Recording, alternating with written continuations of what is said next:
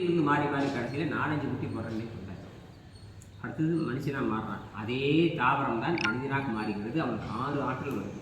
தொடுதல், நகர்தல், காணுதல், வாழ்த்தி, அப்புறம் பகுத்து பார்த்தல். அப்போ 6 எலி உண்டு. 6 எலி வர்றப்போ இனப்பெருக்க வேகம் ஒரு தடவை ஒரு குட்டி போடுற மாதிரி இருக்குது. இனப்பெருக்க வேகம் குறையுது, ஆற்றல் அதிகமாகுது. வாழ்நாள் நீட்டிக்கிறது.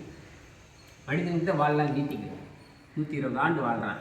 ஒரு நிமிஷம், ஒரு 2 நிமிஷம், 10 கோடி 20 கோடி 50 கோடி ஆண்டுக்கு முன்னாடி அமீபா பாரம்பரியாக இருந்த இதே மனிதன் தான் பல கோடி ஆண்டாக தன்னை வளர்த்து வளர்த்து வளர்த்து வளர்த்து கடைசியில் மனிதனாக மாற்றி 7ஆம் அறிவு எட்டி பிடிக்கின்ற யோகிகளை தேர்ந்தெடுத்து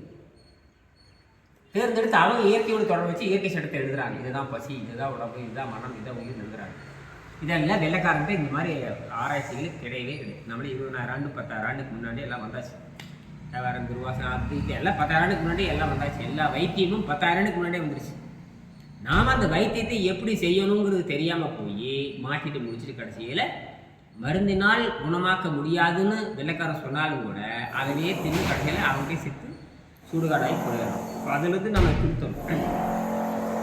அப்போ நம்ம என்ன பண்ணணும்னு கேட்டிங்கன்னா 6ஆம் அறிவு உள்ள நிலையை தாண்டி 7ஆம் அறிவு என்கிற அந்த யோக நிலையை நாம் புரிஞ்சுக்கணும்.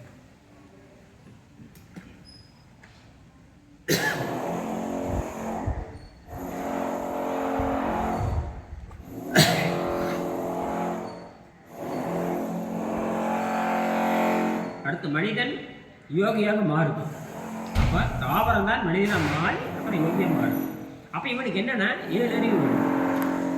தொடுதல், நகர்தல், காணுதல், முகர்தல், வாய் ருசி, பகுத்து பார்த்தல், அண்டவெளியோடு தொடர்பு வைத்துக் கொள்ளுதல். அண்டவெளியோடு தொடர்பு வைத்துக் கொள்ளுதல். அப்போ அவனோட நிலை எப்படின்னு கேட்டீங்கன்னா இனப்பெருக்கம் தான் நிலைத்து வாழ்ந்து இப்போ 100 வருஷம் ஒருத்தர் நான் வாழ்கிறேன். இனப்பெருக்கம் செய்கிற தகுதி வருங்கிறார். ஆச்சரியமா இருக்கு. 40 வயசு 50 வயசுல இனப்பெருக்கம் போயிடுச்சு. எல்லாம் செயற்கை கருத்து வந்தாச்சு, சரியா? ஆனால் இனப்பெருக்கம் செய்வதோடு தான் நிலைத்து வாழ்தல் இவர் ஆச்சரியமான முடிவாக இருக்குது. இந்த மாதிரி ஆச்சரியமான முடிவு பரிணாமத்தில் தான் வரும். ஒன்றுமேல இத்தனோன்னு கொசு கடிக்கிறது கொடிய நோய் உண்டாகும். இந்த வர்ற வழியில் இப்போ தான் பார்த்துட்டு வர 2 காலம் சுகராக 2 காலில் இழந்து நிற்கிறது. 2 காலம் இவ்வளோத்துக்கு போயிடுச்சு. காரணம் ஆகாரம் தான். சாதாரண அரிசி தான்.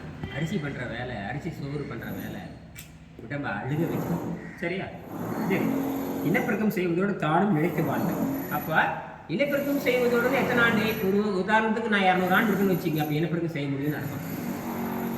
நிலைத்து வாழ்கின்ற பொழுது இனப்பெருக்கம் வரும். இயற்கையினோட ரகசியம் தான்.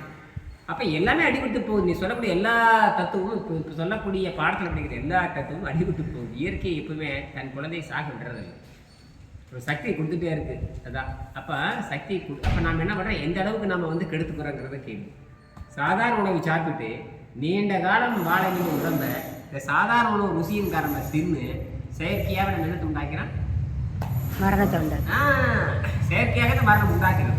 இந்த இயற்கை எய்தினா இருக்கும், நோவில் எய்தினா இருக்கும். நோவில் செத்துன கூட இயற்கை எய்தினா இருக்கும். அடிப்படையே தப்பு.